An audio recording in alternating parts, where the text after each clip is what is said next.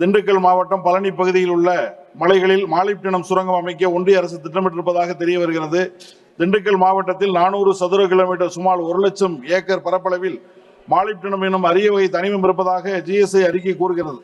நெய்க்காரப்பட்டி, கரடிக்கூட்டம், சத்திரப்பட்டி ஆகிய வருவாய் கிராமங்களிலும் அதையொட்டி இருக்கக்கூடிய மேற்கு தொடர்ச்சி மலை அடிவார பகுதிகளிலும் இடும்பன்மலை, ஐவர்மலை, இரவிமங்கலம் ஆகிய ஆன்மீக, இதிகாச, தொல்லியல் பகுதிகளையும் குறிவைத்து இந்த ஆய்வு நடத்தப்படுகிறது.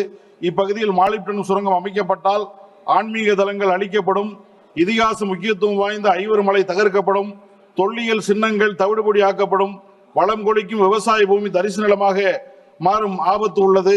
தமிழர்களின் பண்டைய நாகரிகத்தை பற்றிய முக்கியமான தகவல்களை கொண்ட கீழடி அகழாய்வு அறிக்கையை ஒன்றிய அரசு திருத்த முயற்சிக்கிறது.